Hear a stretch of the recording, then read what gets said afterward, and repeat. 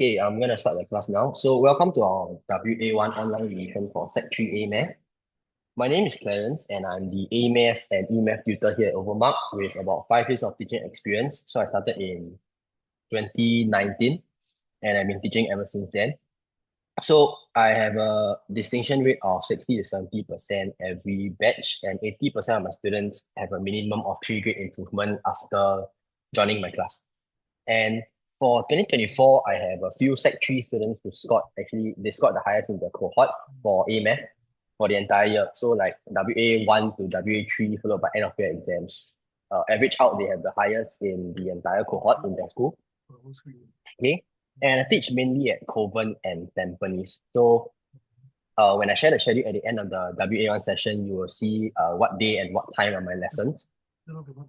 One interesting thing about me, which I forgot to add in here, is that I'm actually top 20 Bruno player in Singapore in Mobile Legends. Okay, so if any of my students wants to play with me, I mean, I'm more than happy to play with them, but only if they score A after their exams. Okay, so to share about our center, we have about 7 branches across Singapore, and currently I'm at the Kovan Center.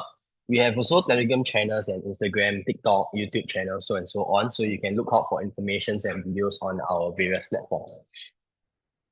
So 70% of Overmark students achieve distinctions at national exams. So our O-level for 2024, I think our distinction rate is about 70 to 80%. Okay, and over here at Overmark, we provide curated notes, WA revisions, practice worksheets, practice questions, practice notes. There will be more exams before their exams period for the end of year exams or O level. For science sections, there are mock exams, there are science practical notes, there are science hands-on experience. But of course, for math, there's no experience. There's no experiments.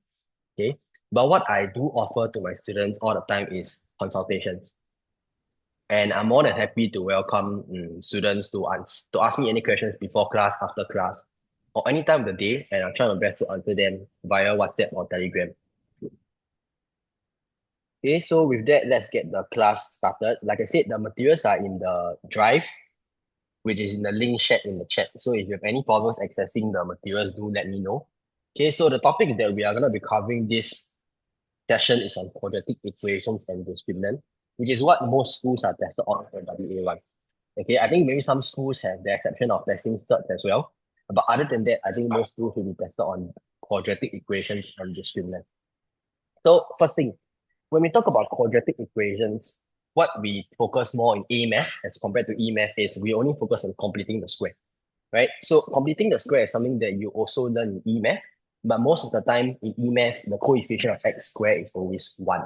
So completing the square is a method that we use to solve or factorize a quadratic equation in the event whereby you cannot factorize using calculator. So in eMath, if you are wondering when do you use complete the square and when do you use factorization, you use complete the square when you can't factorize with a calculator. But in A-math, what we always do is complete the square. Okay, very rarely we will use factorization by calculator or the multiplication frame, which is what most of you call it. Okay, so the thing about completing the square is actually I realized a lot of students find it very difficult, okay, because of how the question looks like from time to time. Sometimes you have 2x square, sometimes you have negative x square, so and so on. But the steps will always be the same. Okay, so the example I used here was fx in the form of ax squared plus bx plus c. And you want to complete the square such that you are written in this particular form over here. So your first step is to always factorize out the coefficient of x squared out from the first two terms. Okay, why is that so? You only can complete the square when coefficient of x squared is equals to 1.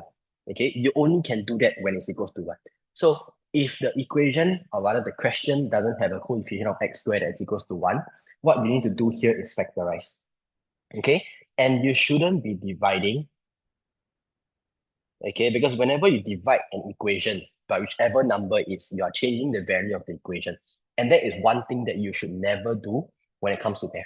You should never change the value of the equation as and when you like. You must always do it according to what the question has given you. Okay, and why only from the first two terms? Okay, some students like to factorize out from the constant. I have no problems with that, right? But why I only focus on the first two terms is because we only need the first two terms, which are x squared and x, to complete the square. Okay, the constant plays a part when you add in the end, but what we truly need is x squared and x, okay, which is why I only factorize out on the first two terms. That is your first step, right? Second step is to always add half of the coefficient of x squared. Okay, it will always be this case. So whichever coefficient of x you have, you divide it by 2 and you square the entire thing. And after you add, you are to subtract the same exact expression. Okay, so now let me explain why are these my steps. First thing, once you factorize out, which is your step number 1, okay, what we do is we open a big bracket. Okay, why the presentation here is very important? Because you can't have two brackets like this in the same equation. So I can't have things like x plus 1, get then plus 1 and close like this. Okay, in terms of presentation wise, this is a bit messy. So it will be safer and it will be the best option if you can draw two different brackets, which is why I use the other bracket in this particular example. B over 2a is what happens when you take your coefficient of x and divide by 2.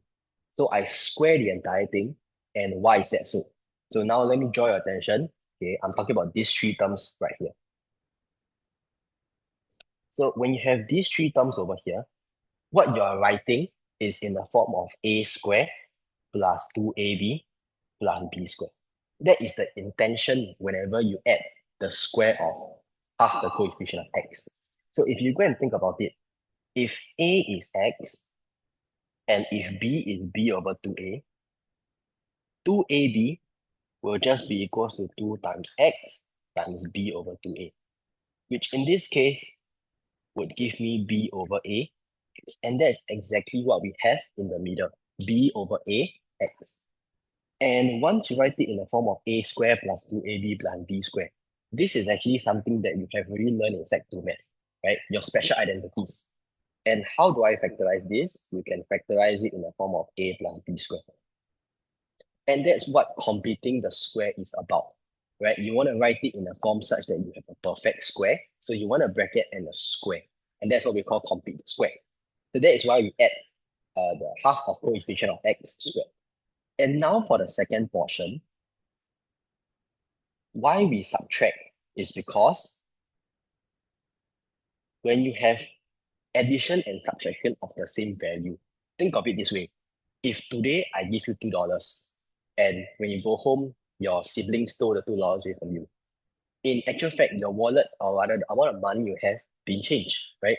I gave you 2, your $2 got taken away. So in actual fact, the value of money didn't change, nothing has changed. And this goes back to what I said just now. You want your net change to be 0 because you cannot change the value of your equation. So if you want to add something, you must always remember to subtract the same exact thing out such that the net change is 0. And of course, outside of this bracket is your constant, which is something that I didn't factorize out in the beginning. Okay. So these are two mistakes that students always make. Number 1, they forget what to add. Number 2, they forget to subtract. Okay, so always remember, we add because we want to use special identities. We subtract because we want the net change to be 0.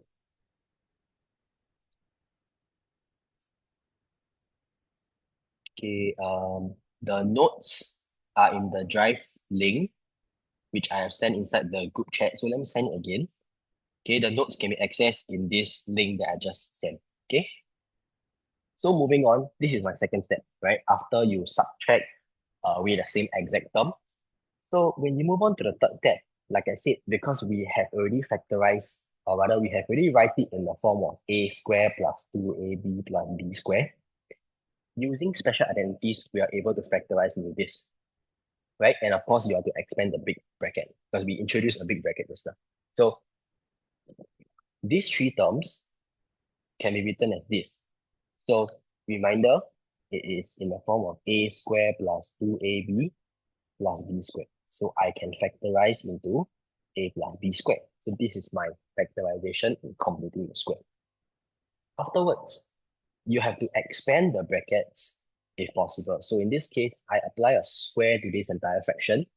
The square applies to numerator and denominator, which is how I got b squared over 4a squared.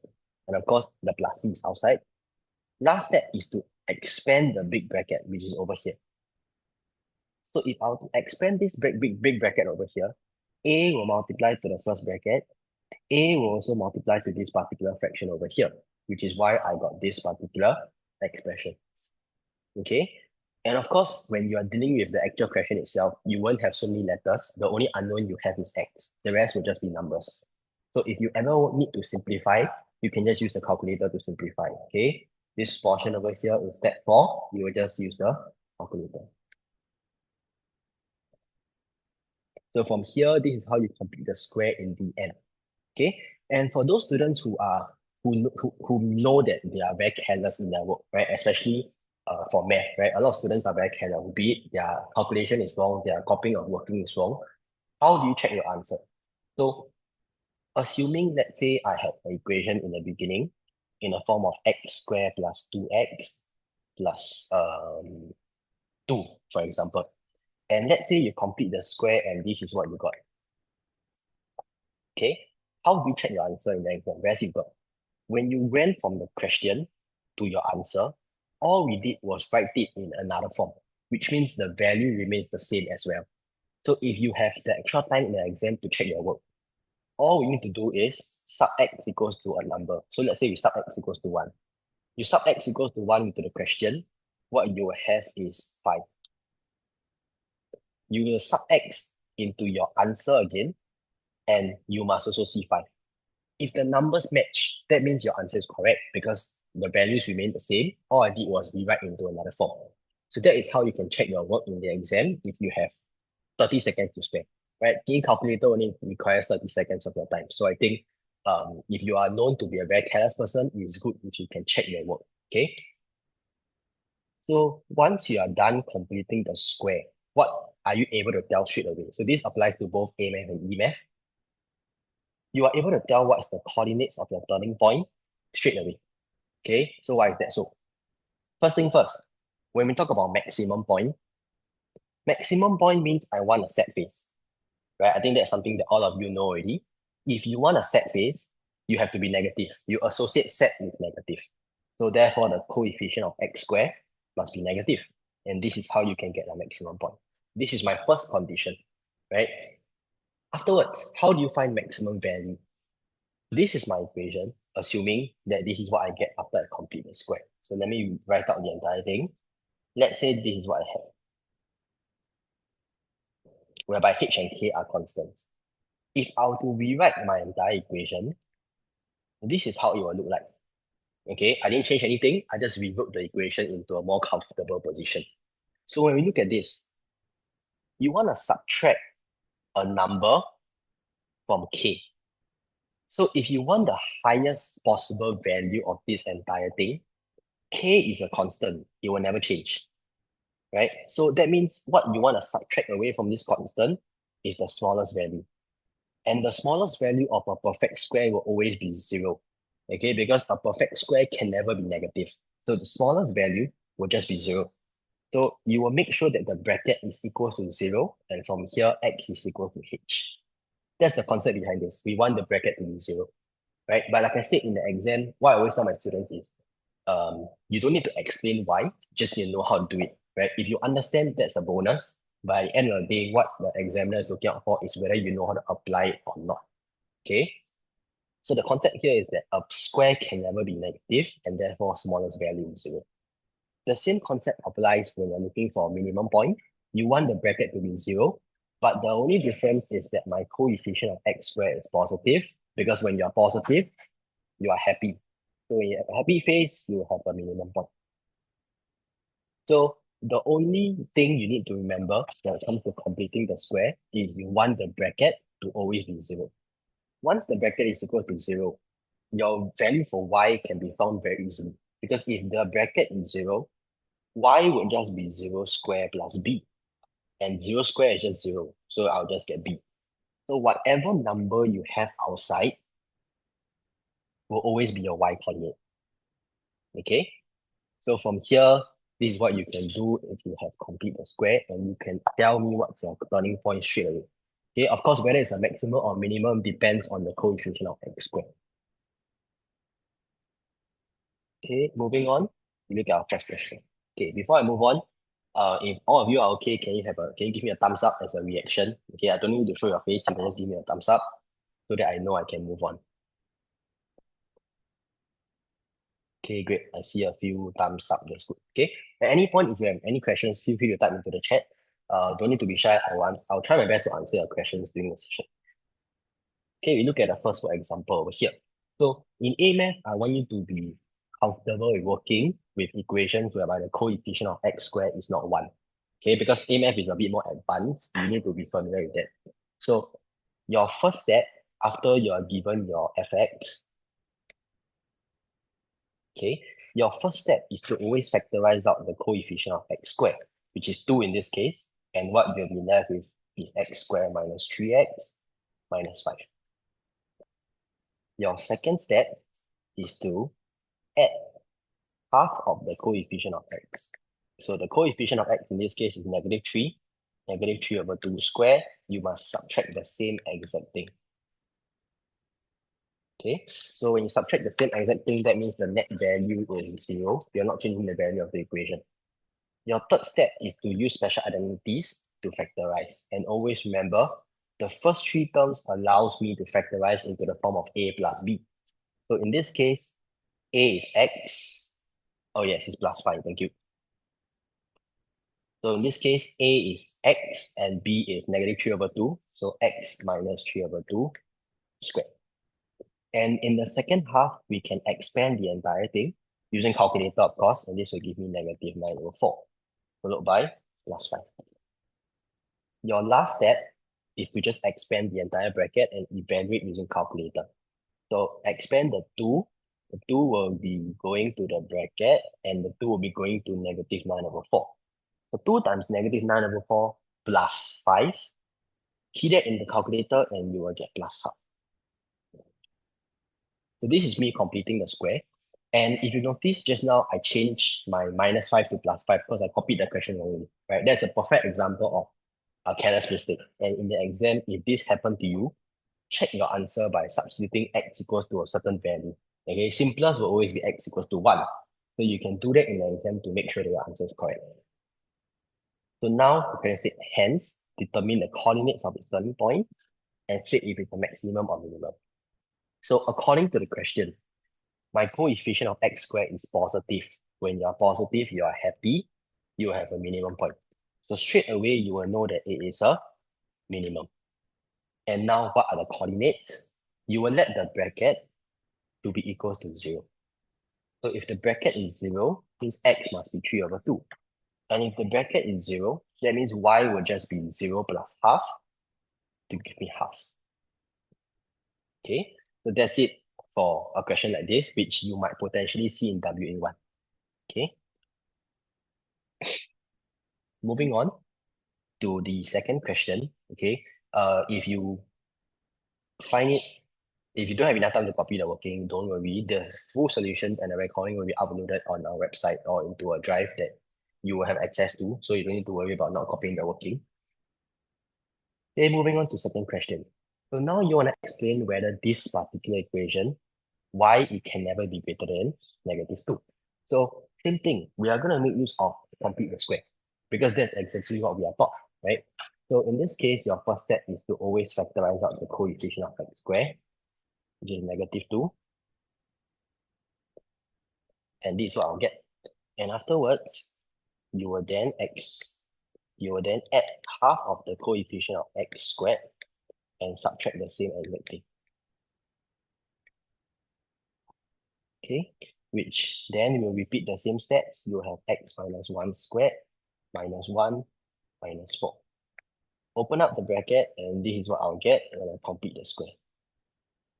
Okay, so at this point, how do you make use of complete the square to answer a question like this, which is also another common question for quadratic equations? First thing first, like what we have been taught in school, right? The what you can find out from complete the square is the coordinates of the turning point straight away. So if my coefficient of x squared is negative, that means I'll have a maximum. And according to what I know, if the bracket is 0, that means x is equal to 1. And that means y is equal to -2 over here. So what I know is that the maximum value of y is -2. So if the highest I can ever reach is -2, I'll never be greater than -2, right? It's like, for example, if the highest grade, the best grade is A1, you can never get higher than A1, right? So in this case, the maximum is -2. You will never be greater than -2. So therefore, your explanation will be short and sweet. Maximum value is -2, hence can never be greater.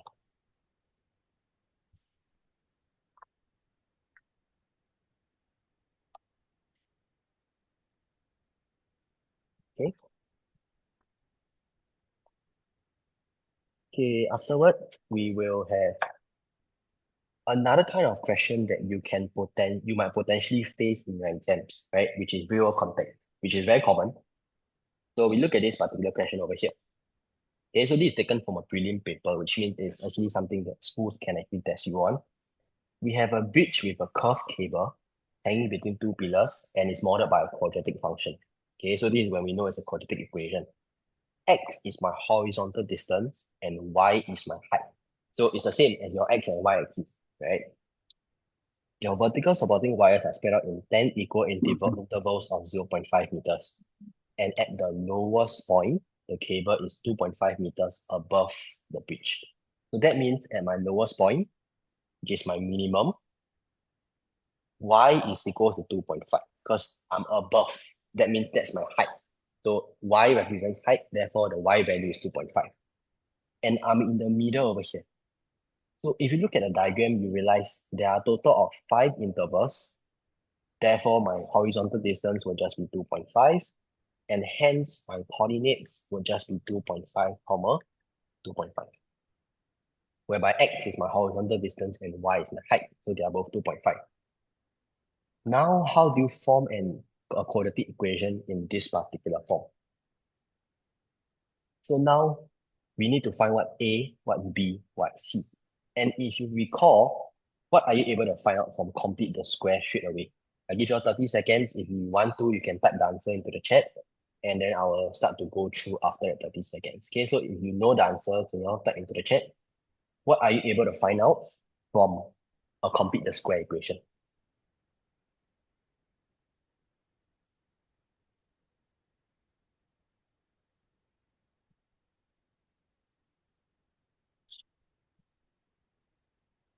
Okay, so from a complete the square equation, you will always be able to tell what's the coordinates of the turning point. And in this case, I know it over here. This is my lowest point, which means it's a minimum. If it's a minimum, means I have a happy face, and that means A has to be positive. So that's the first information that I know. Second information that I know is that my equation is in this form.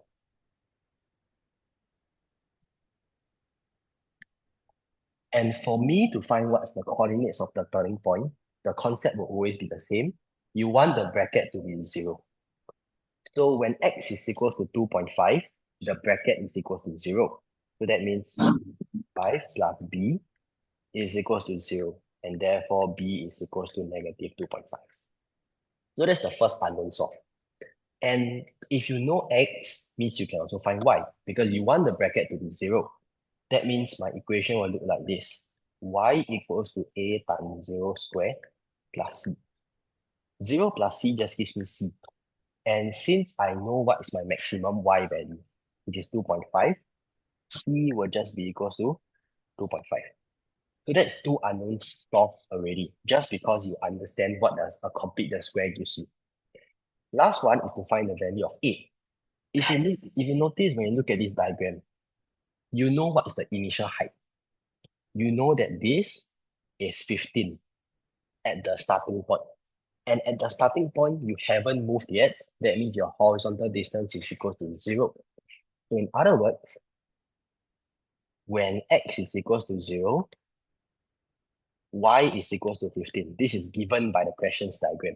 right? So you haven't moved yet, your x is going to be 0. Y is your height, so that's 15. Since you know what since you know what B and C, your equation is now in the form of A bracket x minus 2.5 squared plus 2.5. So this is the equation given now. And if you want to solve the value of A, you will substitute in the x value and the y value that you know. So in this case, you will have 15 equals to A bracket 0 minus 2.5 square plus 2.5. So do your calculations, shift the 2.5 to one side, expand the square using calculator. What you will have now is 6.25a equals to 12.5. Okay, this is algebra. And then from here, a will just be equals to 2. So therefore, you have the values of a, you have the values of b, and you have the value of c. So this is a very common question type in the exam. You must always remember the purpose of complete the square, which is to find the coordinates of your turning point. So if you know the coordinates of the turning point, work backwards towards the equation and identify the values of the unknowns that you're looking for in this example. Okay, and this goes back to the concept that you need to make the bracket to be equal to 0. Okay, so if your WA1 is about chapter 1 and chapter 2, okay, 90% of the time you will be tested on real concepts for chapter 1. Okay, because that's the hardest that they can ever ask you about.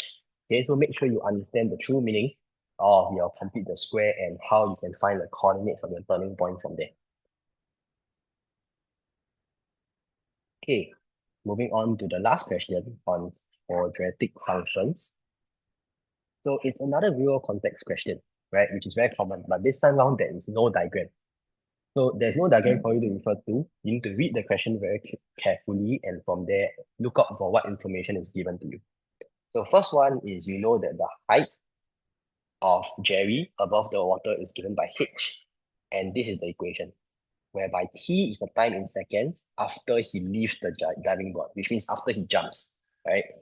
So you are to state the height above the surface of the water. So if you want to jump from the diving board, that means before you even start jumping, Jerry is already on the diving board. And if you haven't even jumped, that means in part 1, you are still on the diving board. That means t is equals to 0, because that is your initial height, right? That's the initial height that you're above, and that is when you are standing on the diving board. So if you are looking for the height, you will set t to be 0, and this will give me a height of 5 meters.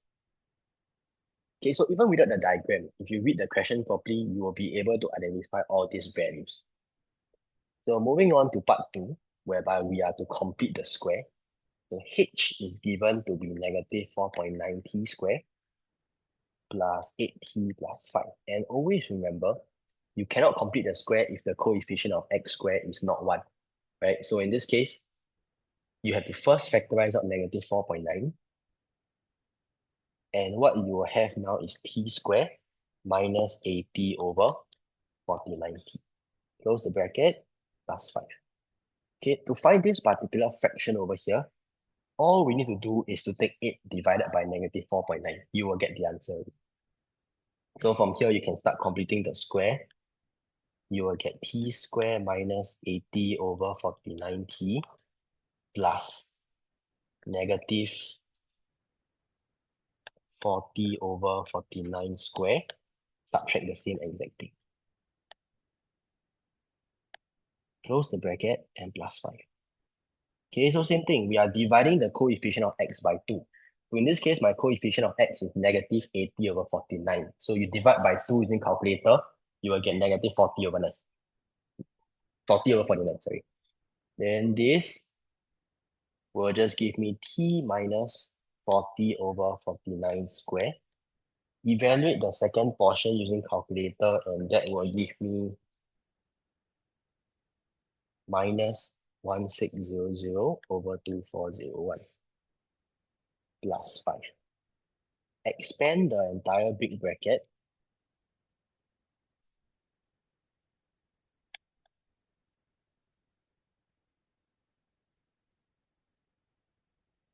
And that will give you an answer of 13 over 49. So in this case, this is me completing the square. And in part 3, they ask you to state the greatest height reached by Jerry and the corresponding time when it occurs. So that means they want you to find H and they want you to find T. And the question has told you that this is the greatest, which means it's the maximum, right? So if you're looking for the maximum, that means you can make use of the complete the square again. And this is the maximum because my coefficient of T squared is negative. So it's a set phase for a maximum point. Same thing, your concept always revolves around making the bracket to be equals to 0. And from here, that means T is equals to 40 over 49. And that also means that H is going to be equals to 8 whole 13 over 49. So therefore, from here, you have the time and you have the greatest height.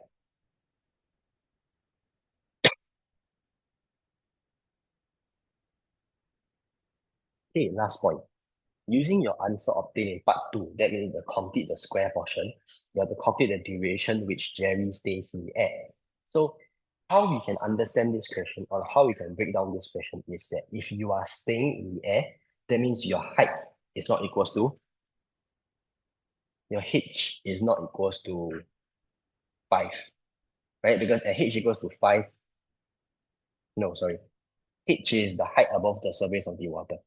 So that means if you are in the air, that means your height is not equals to 0. So now how the diagram looks like, if you want to imagine and visualize, let's say this is the diving board and this is 5 meters. Jerry will jump and then he will land into the water. And if this is the water, at this point over here, h is equals to 0.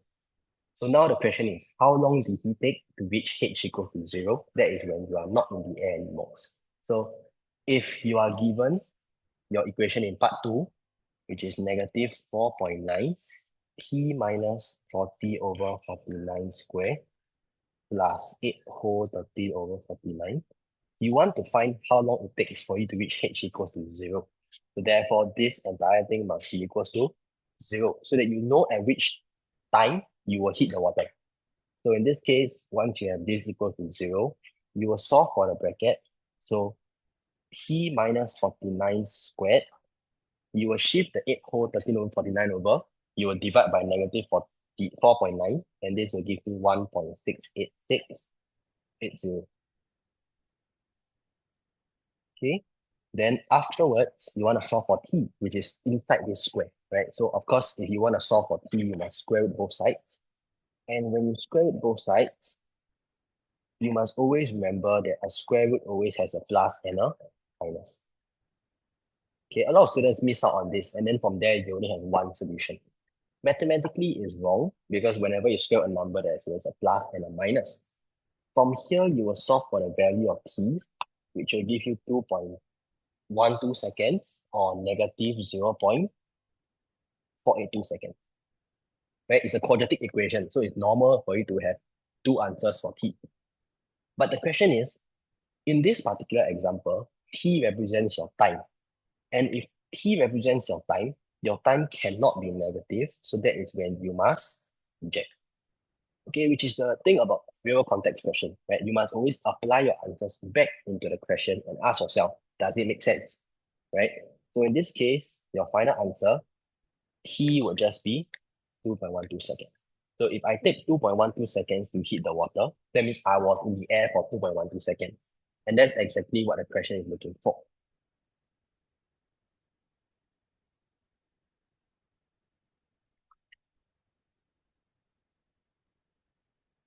Okay, so this will conclude your complete the square portion on quadratic functions, because in chapter 1, this is what you're mostly going to be tested on.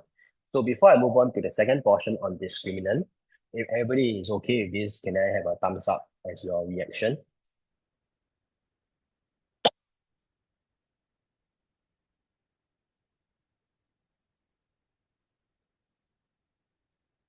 Okay, thank you to those that gave me the thumbs up. So now moving on to determining the nature of it, right, which is about discriminant. So the thing about discriminant is I realize a lot of Sec 3 students find this portion very difficult because of the amount of formulas they need to memorize, the amount of conditions they need to remember, so on and so on. So I'm here to help you understand why is it like that, instead of just pure memorization. Because if you truly understand this particular concept, you don't have to memorize it anymore because you will just know how it works. So first thing first, this particular formula is your quadratic formula that you learn in E-math, right? So by now you should have already learned this in E-math. And this formula allows me to find out the value of x, right? Because you're solving for x. And when we talk about nature of roots, we're talking about how many solutions do we have. So that is what it means when they ask me for nature of roots. I'm looking out for how many solutions I will get. So in this particular example over here, if we look at my quadratic equation, we realize that my discriminant, which is given by b squared minus 4ac, is trapped within this square root over here. And that is what we are going to make use of to understand what it means by finding the nature of the roots and determining how many solutions I have. If right now, when I apply my formula and what I have inside my square root is a positive number, 4, for example, over 2a. 4 is a positive number, which means when I square root, what I'll get is 2. So I'll have plus minus 2. And from here, you realize you will have two solutions. First one being negative b plus 2 over 2a. Second one being negative b minus 2 over 2a. So from here, you realize because I have a positive number under my square root, I have two solutions, and therefore we call this two real and distinct roots. So the word distinct means they're different. So I have two separate answers, which is exactly what I have over here. There are two different answers because one is plus 2, the other is minus 2. So this is the first one. First explanation as to why when it's positive, I'll have two solutions. Second one, if this entire thing is equal to 0, so you have plus minus square root 0 for 2a. When you square root 0 into the calculator, you will get 0. So what you get is plus minus 0 over 2a. And then afterwards, I want you to ask yourself, when you add 0 or when you minus 0, the value doesn't change, right? So if the value doesn't change, my numerator will always be in the form of negative b. Denominator will always be 2a. And this means I only have one answer. So in other words, when it's equal to 0, I will only have one answer. And why do I call it two real and equal roots? Because if they're equal to each other, technically I only have one solution, right? And if I have only one solution, that means I only have one distinct point. So therefore, if you look at the graph, there will only be one intersection over here. Last one, when your discriminant is lesser than 0, same thing, we use the quadratic formula equation. You have negative b plus minus square root negative 4, for example. Okay? If you want to ever key this into the calculator, the moment you type square root negative 4 in the calculator, you will see math error straight away. And that is a warning to you that there is no solution, right? So if it's a math error, means there's no solution for this particular square root. If there's no solution for this particular square root, that means there is no solution for x as well. So from here, you will know if my square root is a negative number, that means I have no solution. If I have no solution, that means I have no real roots, which means there's no solutions for x for this equation to be equal to 0. So this is the true meaning behind why is my discriminant and what are the conditions like. And if you really understand this, you won't find it a problem anymore. Okay, because this goes back to your quadratic formulas, which is what you are taught in E-math on how to solve a quadratic equation.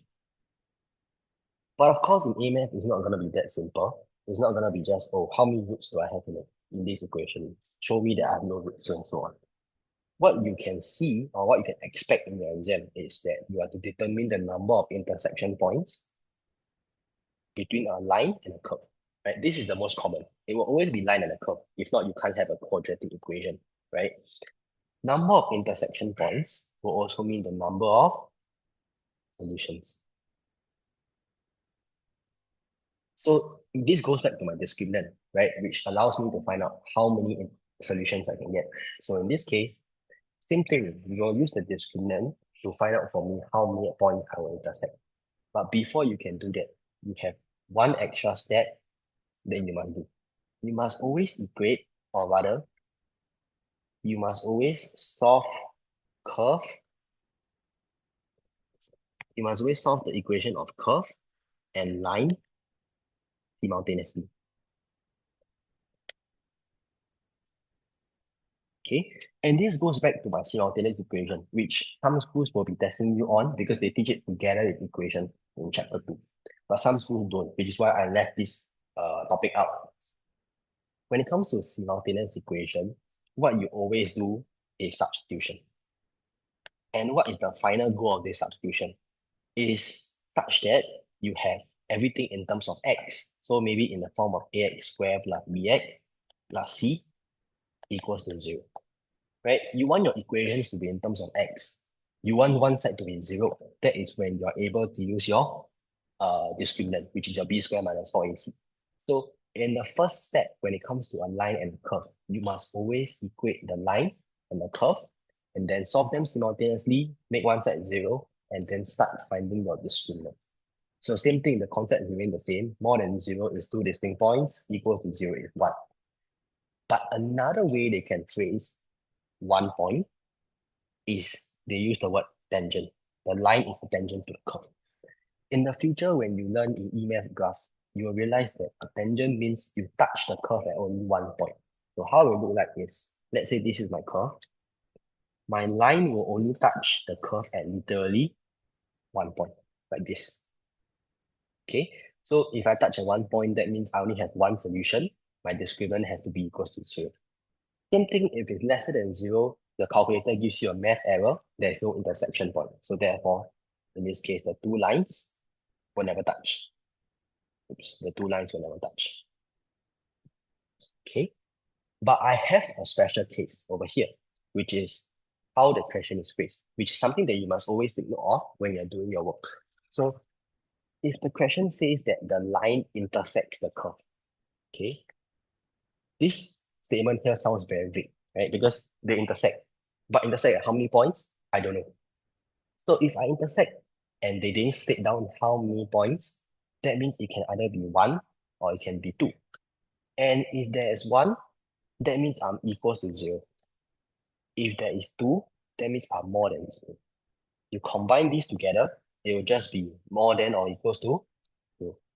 And this also applies if they say that the equation has real roots, but they didn't state down whether it's equal or distinct.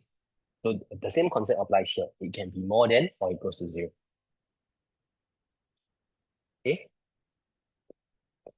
So this is about discriminant. Then of course, the last one that we will be covering in this particular chapter, right? Same thing in the textbook, is the conditions for a curve to be always positive or negative. Okay, this is extremely important because a lot of times they will ask you whether it's always positive or negative, and then from here that the students will struggle. So this goes back to your discriminant concept once again. So if you look at this particular equation, I have y equals ax squared plus bx plus c. If you are always positive, means you're lying above the x-axis. If you are negative, that means you're lying below the x-axis. So now, instead of completing the square, which is what we did in the previous portion, right? When we complete the square, we can find out what's the turning point, and from there, we can determine whether it's above or below.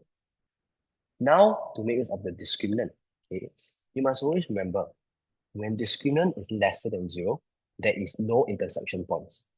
And when they talk about no solutions in the previous portions, or whenever we talk about no real roots, that means we are finding out the number of intersection points with x-axis. Because at the x-axis, that is when y is equals to 0. Okay, so now if you want to be positive, you want to be always above the x-axis, you want a smiley face. So why do you want a smiley face? If I have a curve now, or rather if this is my axis, and my curve looks like this, a set face, right? For now, it's above, nothing wrong, right? I'm completely above, I'm not touching. But the moment you extend your line, you will go below. And the moment you go below, that means you can't say that I'm always positive. So in this case, I cannot have a set face. For a happy face, no matter how far you extend, you will always be above the x-axis. So it doesn't matter how far you extend, you will always be above, and therefore, you want a smiley face. And always remember, smiley means positive, right? When you're positive, you're happy. So therefore, you want a happy face. Of course, the second condition is that your discriminant has to be lesser than 0 so that there is no intersection point. At any point in time, if I have an intersection point, if let's say now my graph intersects like this, I have a happy face, but they intersect at 2 points. The moment I intersect at 2 points, I have a region here whereby I am negative. So the moment you have a region that's negative, you can't say that you're always positive. So therefore, it will not make sense anymore. If you were to touch at one point, so like now, I touch at one point. When you touch at one point, that means y is equals to 0. So at some point, you will have a value that's equals to 0. You can't say that you're positive because 0 is not a positive number. So in this case, you don't want your curve to intersect with the x-axis at all, right? 0 intersections, which means your discriminant has to be lesser than 0. For the other one, if now you want your curve to be always negative, that means I have to lie below the x-axis. So if you want to lie below the x-axis, same thing, you want a set face. The concept goes back to the same example I gave just now. If you have a happy face, the moment you extend, you go up. And when you go up means you are positive and you can't say that you're always negative. So therefore you want a set face. So that's the first condition. You want a set face. And for you to have a set face, your coefficient of x squared must be negative. Then of course, the second condition remains true whether you want to be positive or negative. The curve can never intersect the x-axis, right? The explanation is the same. The moment you intersect, at some point you are not negative anymore. So you can't say that you're always negative. So in this case, the second condition remains the same, be it positive or negative. So always remember, I have two conditions that I must fulfill. And when I say two conditions, it means this and that. So both conditions must be fulfilled. Cannot be you fulfill one, you don't fulfill the other. Okay, it doesn't work like that. It must be both conditions fulfilled for you to be able to prove that you are always positive or you're always negative. So now, same thing. It's just like how just now when you have a line and a curve. Now the question can also potentially ask you, if the curve lies above slash below the line, the same conditions will apply, right? The two conditions will never change, but the main difference is you have to do simultaneous equation again. You must equate the curve to the line and make one side equals to 0. Okay, which I'll show you in the examples later with all the questions. Okay, so now we look at question number 5. Okay, so question number 5 is this particular curve, which is a quadratic equation, nothing wrong, right? What we do know is that it lies entirely below the x-axis for all real values of x. So before we start on anything, we ask ourselves first, if you are below the x-axis, means you are negative. If you are negative, my two conditions are you want a set face. So that means A must be lesser than 0. Your second condition is you don't want any intersection points. So if you don't want any intersection points, that means your discriminant has to be lesser than 0. So B squared minus 4AC must be lesser than 0. So as I said just now, you want one side of the equation to be equal to 0 first. So in this case, you have all your unknowns together. They are all in terms of x. So technically you have it already, but what is difficult about this, or rather what's tricky about this, is that the equation is not simplified. Not simplified meaning to say I still have an x squared here, I still have an x squared here. Right? You have to combine them together first so that you can identify for me what is my coefficient of x, x squared, and your constant. So what you need to do here is to expand the entire thing.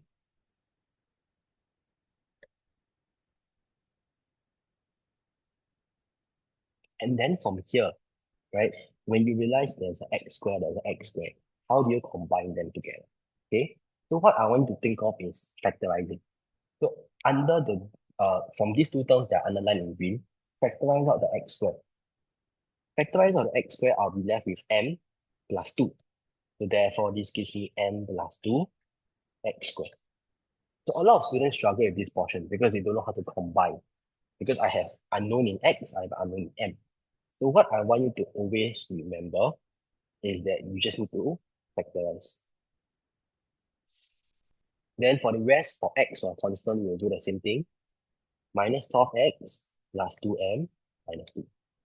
So from here, you will realize that I only have X on its own, which is negative 12. 2M is a constant because the unknown here is X. So always remember your unknown is always X. No matter what letter you see elsewhere, they are known as a constant. So now once we are done with the equation, we start answering the question. So I know I have two conditions to fulfill. The first one is that my coefficient of x squared must be less than 0. So first condition, a is equals to m plus 2. Right? That is my coefficient of x squared, m plus 2. And it must be lesser than 0. So this is just a linear equation, linear inequality. And that means m has to be lesser than negative 2. This is my first inequality.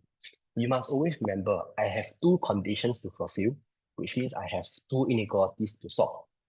My second one is that my discriminant must be lesser than 0. So discriminant is b squared minus 4ac. B is negative 12. A is m plus 2. C is 2m minus 2. And this entire thing must be lesser than 0. So in this question, the presentation is very important. If you already know that you are lying below, means it's a fact, right? It's the fact that you are lying below, which means it's also a fact that your discriminant is lesser than 0. So you can make the conclusion straight away that b squared minus 4ac is lesser than 0. From here, expand the entire thing.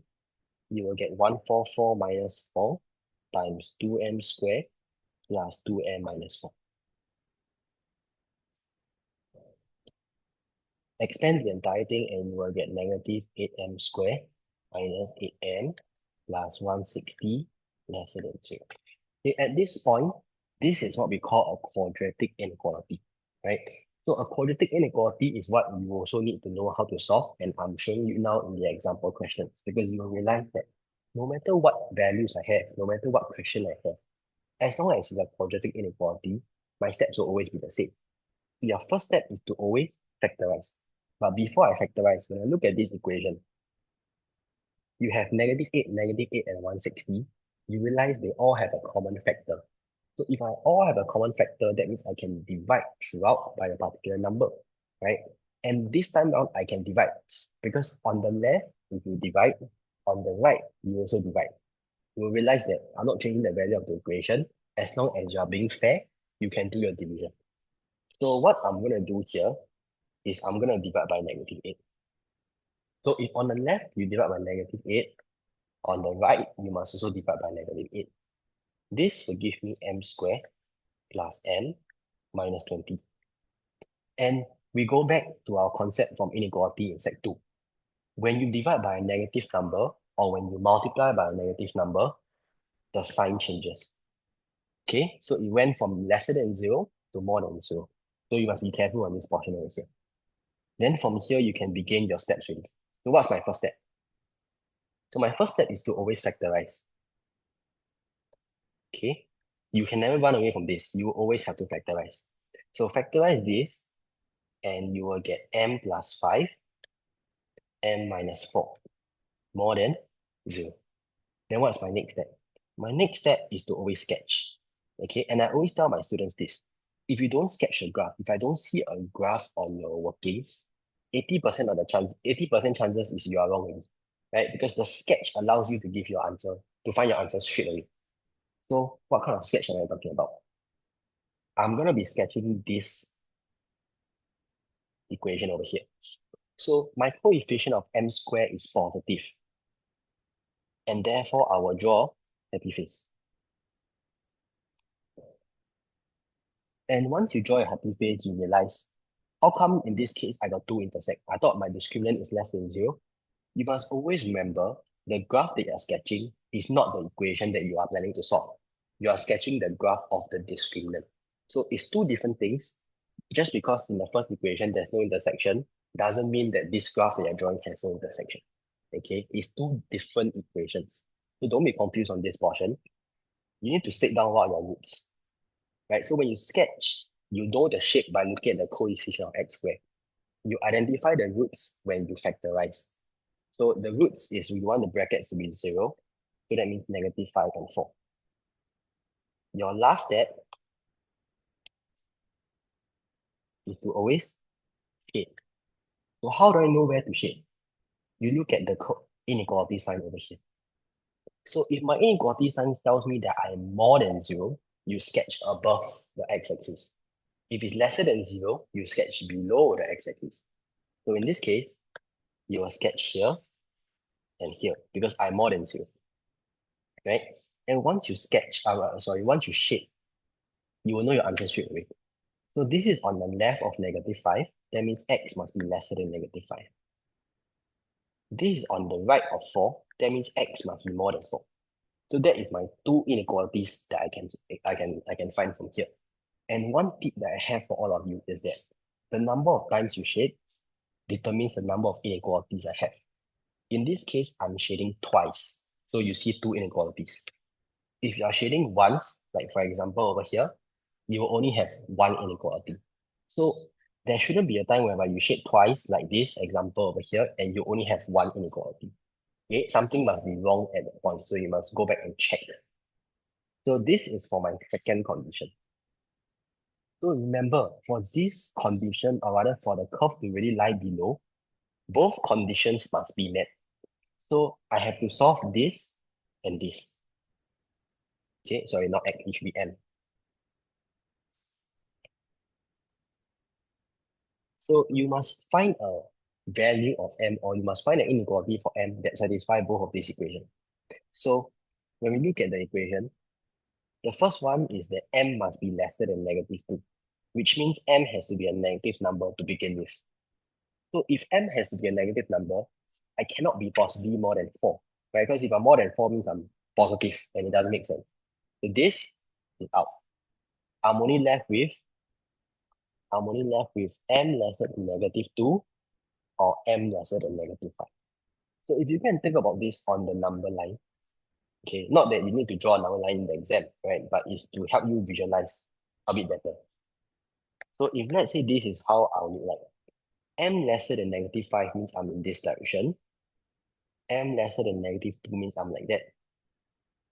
Okay, and the overlapping portion is this.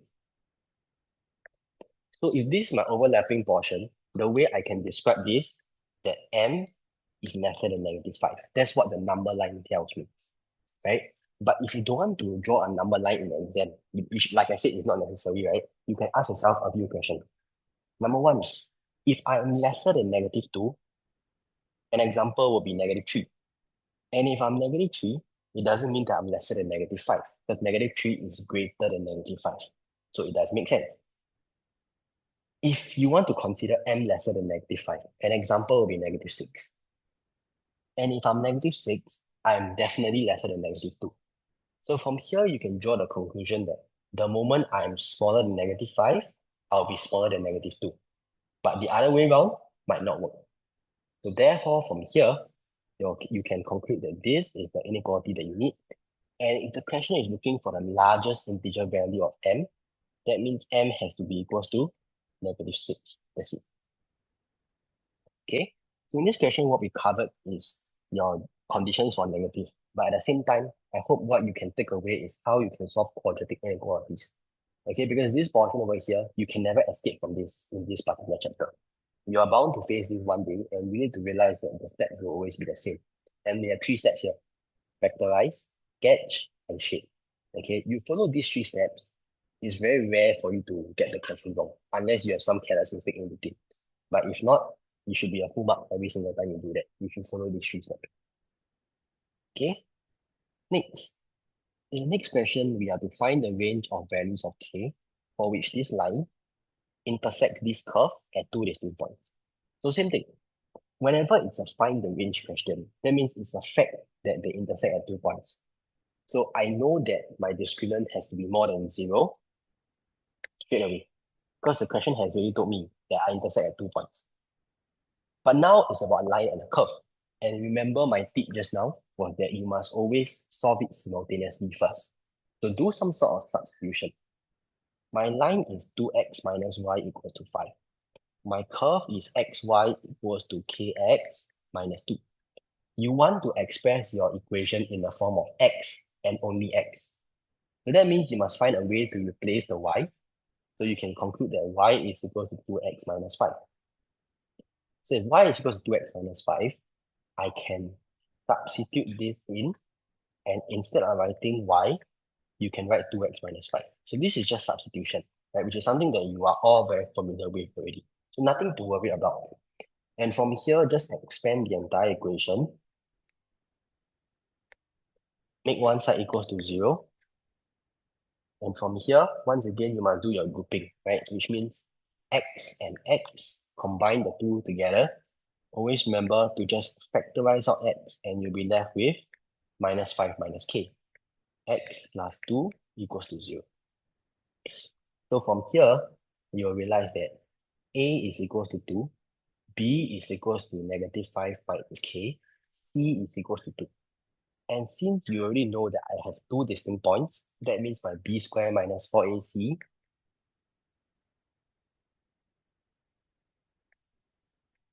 is more than 0. Okay?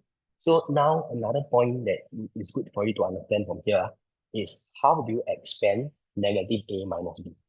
Right? Because you're used to doing a plus b, a minus b, but you're not used to doing negative a minus b. So I want you to factorize this, like how you will, expand this, like how you will expand a plus b. Why is that so? You're able to factorize out the negative sign from both. And when you apply the negative sign, when you apply the square to negative sign, it just becomes positive, right? Negative times negative gives me positive. So at the end of the day, when you want to expand a negative a minus b, it's the same as expanding an a plus b. So from here, just treat this like an a plus b, and you'll be able to expand the entire equation. So what you will get is 25 plus 10k plus k squared minus 16 more than 0. So once again, I have a quadratic inequality. So your three steps will always be factorize, sketch,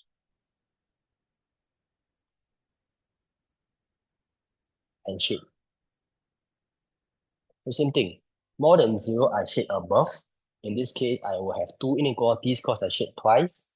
So my answer will be k lesser than negative 9 or k more than negative 1. Okay, always remember to determine the shape of the graph that you are sketching. Look at the coefficient over here. Positive, you shade happy face. Negative, you shade sad face, so and so on. And the place, or rather the region that you shade, is dependent on the inequality sign. Okay, so these are a few things that you must look out for when it comes to shading and sketching of a quadratic curve to solve a quadratic inequality. Okay, so now before I move on to a slightly more difficult question, okay, can I have a thumbs up if you are okay?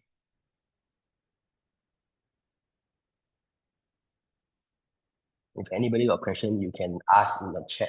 Don't need to be shy, okay? This is all your last minute revision for WA1. So make sure you understand the concepts and know how to solve. Okay, moving on to my next question.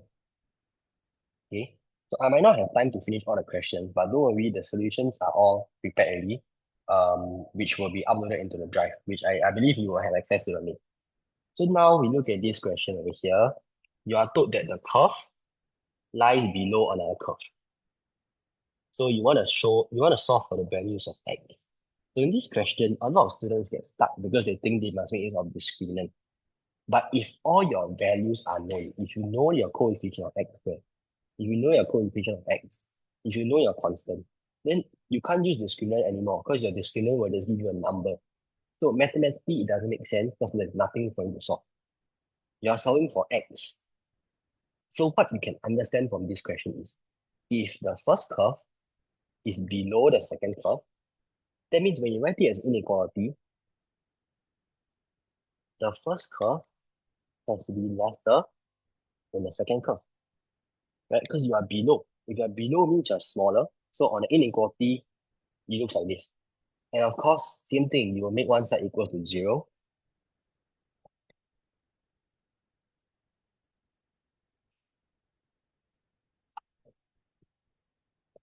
Okay, and from here, you realize that you are able to divide throughout by -2. Or if you don't want to divide by negative number, you can divide by a positive number. So let's say I divide by 2. You will have negative x squared plus 2x plus 3 lesser than 0. So this time around, I don't need to flip my inequality. Okay, and take note, you only can do this division when it's an equation whereby there's another side. If I don't have this other side, I can't do division because this equation is on its own. So I got nothing to compare to, I can't change the value.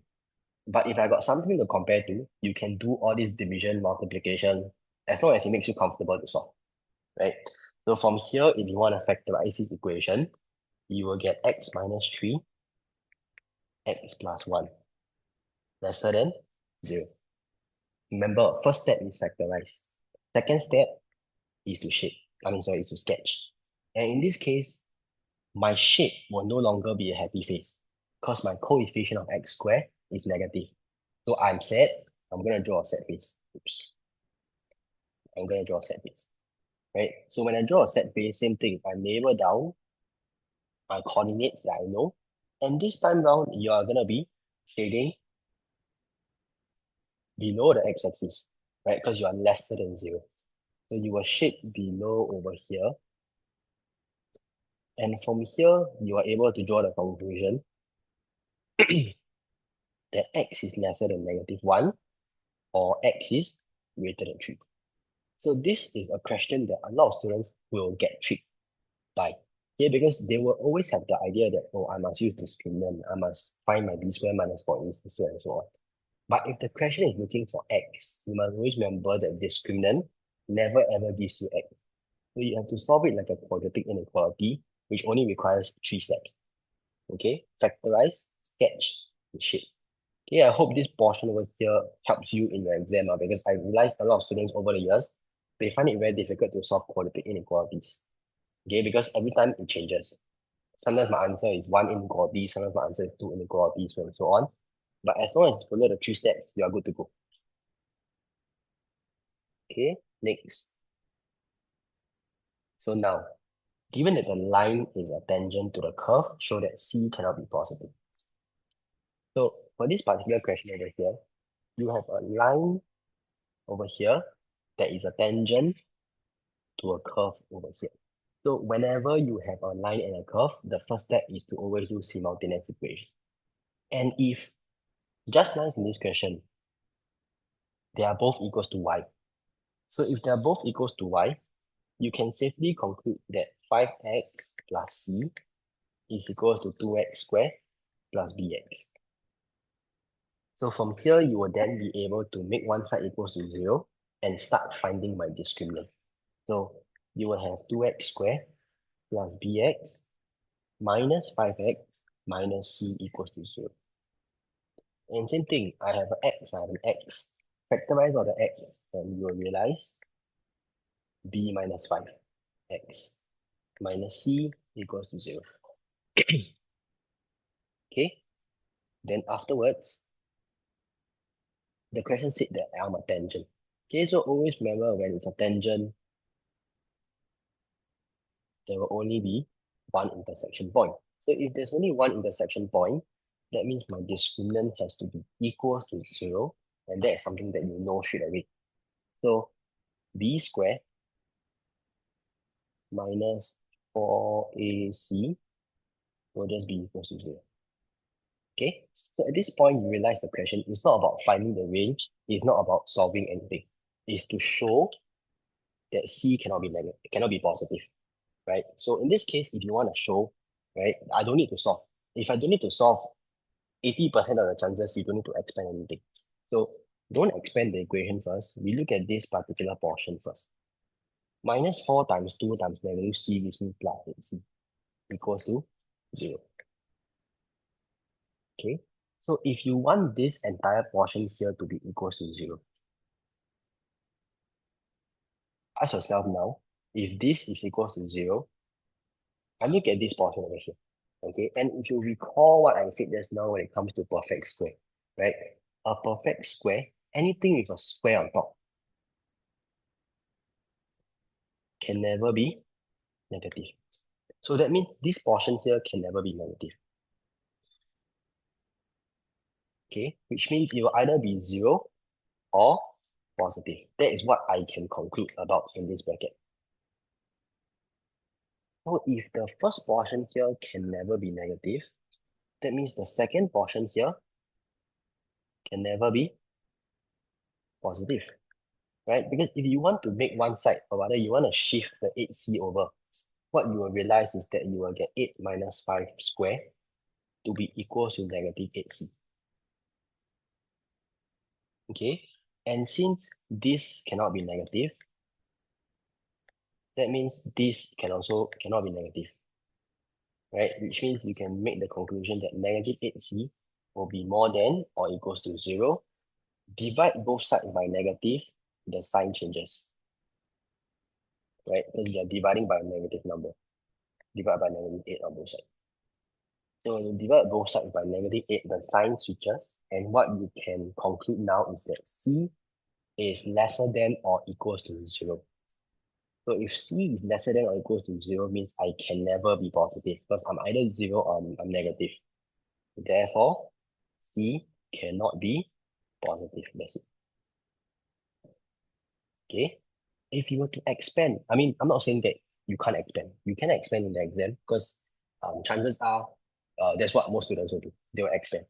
But once you expand, you realize that you went from a simpler form into a more complex form.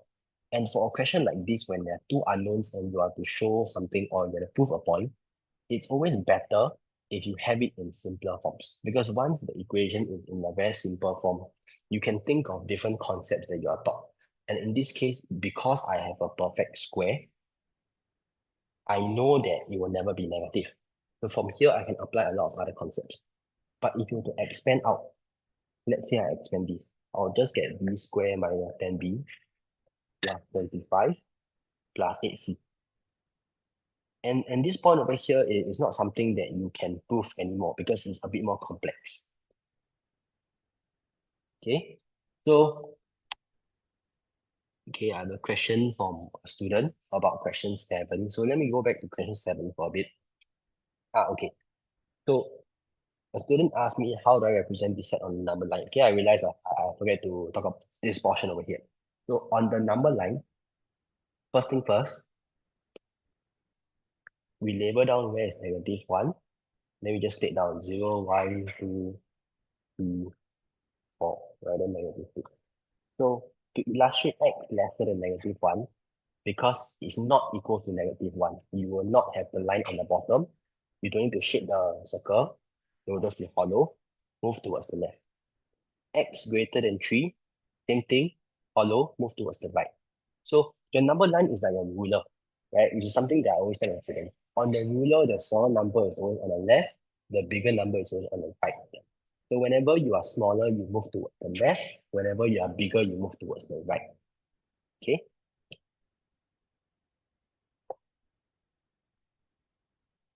Okay, look. Question number 9. Okay. So for question number 9, you have to find a range of values of k for which this entire equation here cuts the x-axis at two distinct points and has a minimum point. Okay, so first thing, I have two things to think of. First one is my distinct points. I have two of them. So if I cut at two distinct points, that means my discriminant is going to be more than 0. That's my first thing that I'm going to take note of. Second thing to note is that I have a minimum point, epiphase, which means A has to be more than 0. So in this question, the question is very nice. They arrange the equation in the form of ax squared plus bx plus c for you already. So I will know straight away that A is equals to k minus 6. I know that b is equals to negative 8, and I know that c is equals to k. So since I have to find that my discriminant is more than 0, so b squared minus 4a C is more than 0. So from here, expand the entire thing and you will get 64 minus 4k squared plus 24k more than 0. Same thing, you can divide throughout by 4 and you will get negative k squared plus 6k plus 16 more than 0. So same thing, it's a quadratic inequality. You'll realize, like I said, it's not that I'm lying to you, is that the steps will really always be the same.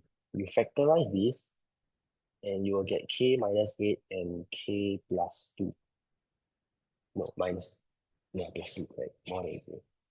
Then same thing, because it's a set face, you will draw a set face, label down. This time, this is more than 0. So I will shade above. And because I only shade once, I will only have one inequality. Okay, which shows me that k must be between 8 and negative 2.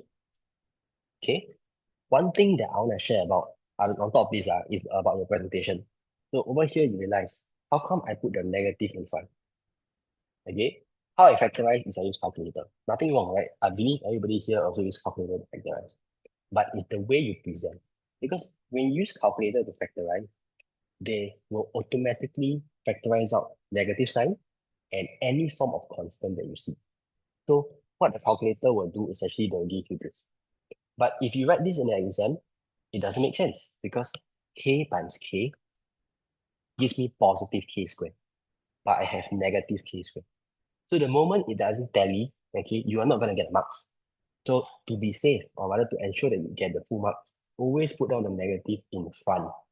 Okay, so this will be my first inequality.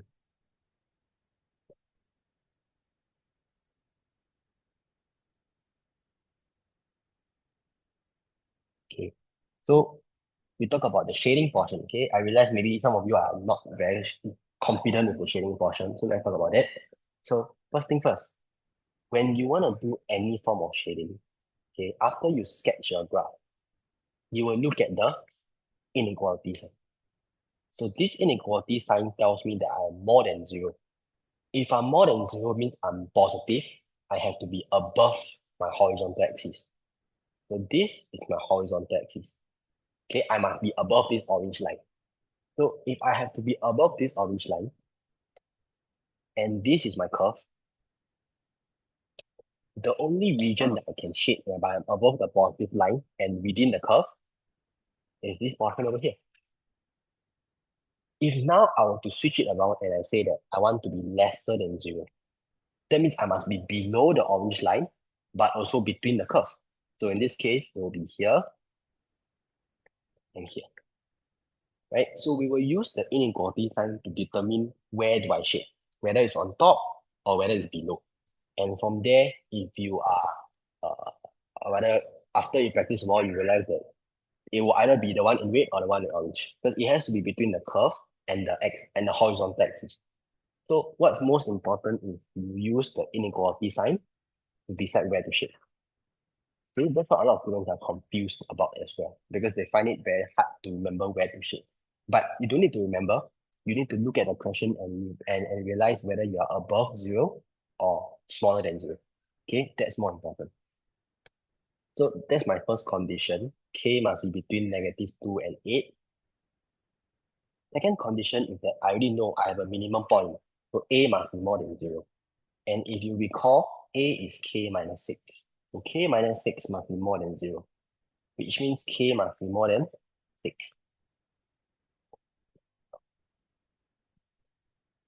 So I have two conditions to fulfill. K must be between negative 2 and 8, and at the same time, K must be more than 6. So from here, to combine these two inequalities, I know that I must be greater than 6. I can write this straight away. At the same time, I must be smaller than 8. So therefore, smaller than 8, and this will be your final answer. Because right now, if you were to compare the two inequalities, I have to be smaller than, I have to be bigger than 6, and I have to be bigger than negative 2. And of course, if you were to make these two comparisons, as long as I'm greater than 6, I am definitely greater than negative 2. But just because I'm greater than negative 2 doesn't mean I'm greater than 6. So it makes sense for you to choose k more than 6. And of course, because I have to be smaller than 8, you include the lesser than 8 over there.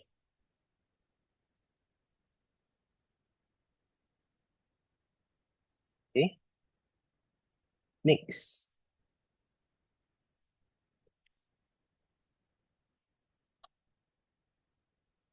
Last question. You are to find the least value of integer h for which this particular equation over here is positive for all real values. So this is the one whereby we have to prove that I'm always be positive or show that I'm always going to be positive. So always positive, I have two conditions. You want a smiley face, which means a must be more than 0. You want the equation or rather the curve to never touch, which means discriminant has to be lesser than 0. Okay, it will never change. So right now, straight away you know that a is equal to h. So my first condition is that h must be more than 0. My second condition is that my b squared minus 4ac is lesser than 0. Okay, so it's a quadratic inequality once again, but this time round is a bit different from the usual because after a while, or rather when you expand this and simplify, you realize this time round I only have two terms in my quadratic equation, but my steps don't change. I still need to factorize, but the question is how, right? Usually when you have three terms, all we need to do is type in the calculator. The calculator gives me the answer straight away. But in this particular case over here, if you recall your set 2 special abilities, this should remind you of your a square minus your b square, right? This is exactly how a square minus b square is. So whenever you have two terms in your quadratic inequality, I want you to always remember this particular speciality, okay? Right? I'm sure all of you know how to factorize a square minus b square. You will get a plus b and a minus b. So this will give you 5 plus 2h and 5 minus 2h lesser than 0. Okay, first step is this. Second step is to shape, is to sketch a graph, right? So in this case, your h square is negative, it's a set face. My two intercepts will be negative 5 over 2 and 5 over 2. So now in this case, I give you 1 minute. Can you all go and type whether should I be shading on top the h, on top of the horizontal axis or below the horizontal axis? Okay, can I have some response before we end the session? Okay, good, Ariel.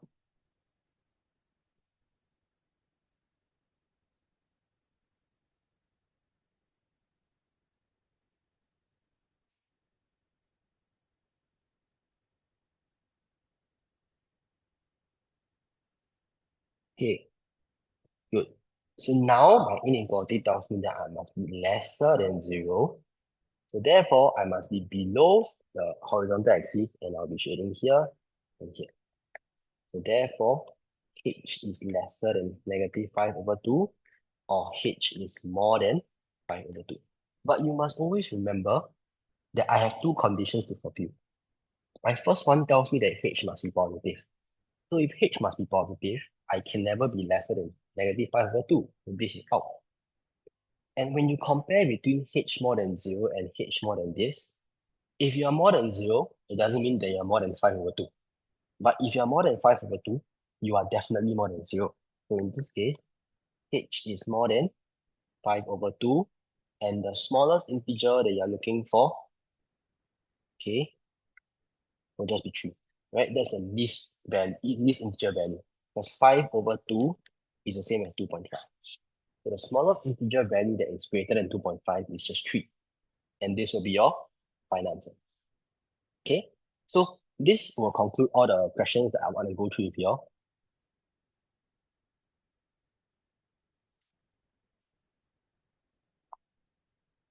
And another thing that I want to add on, okay, that I realized actually a lot of students might struggle with, okay, is when the question asks you, show that, okay, for example, maybe I will say, okay, let me just take out a question from my regular class notes, okay. Give me 1 sec.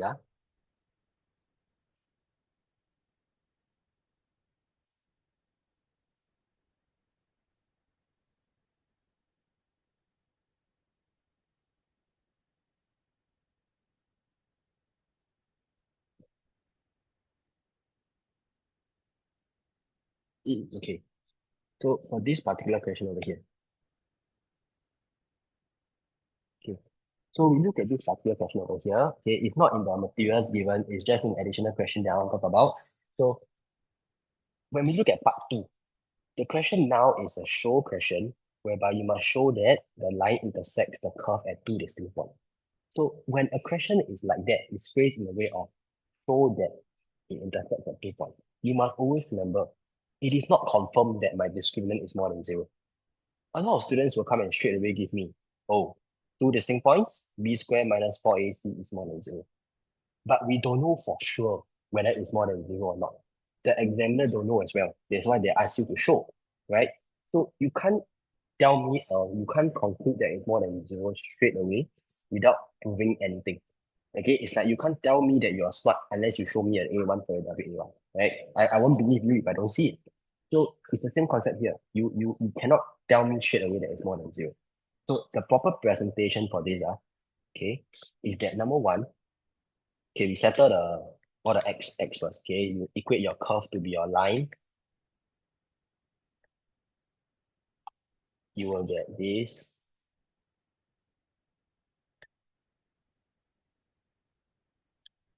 Okay, this is what you get.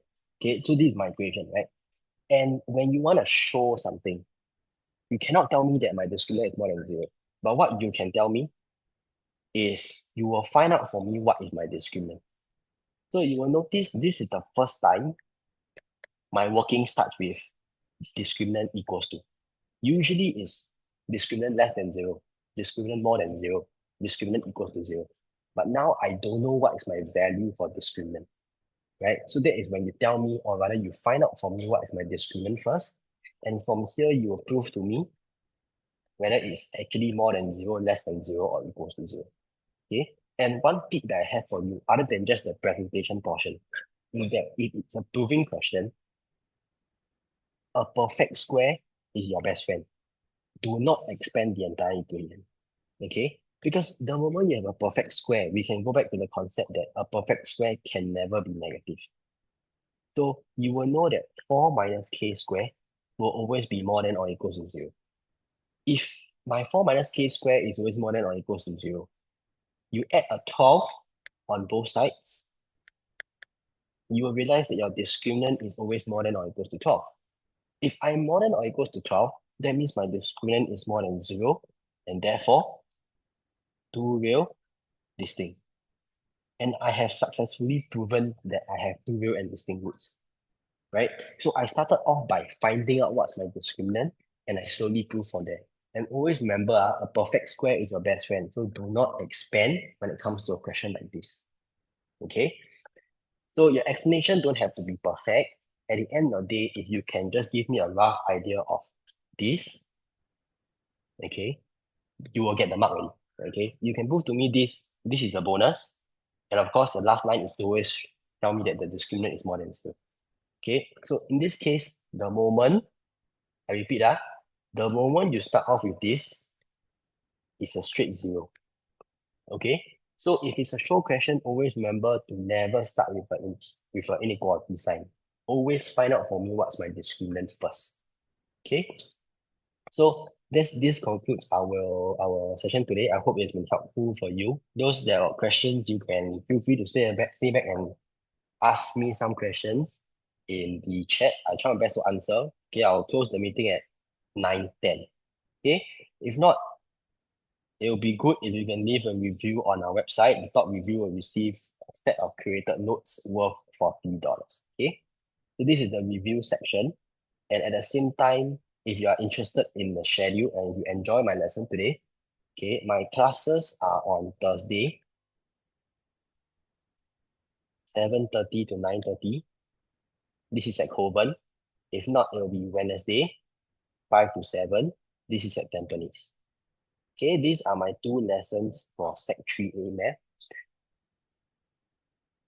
So I hope this session has been helpful for you, and I hope all of you get A for your WA1. Okay. Any questions for me, you can feel free to ask. The solutions should be uploaded into the drive after the lesson straight away. And then from there, I think you should be able to receive the drive link. You can check out our Telegram channel for the message.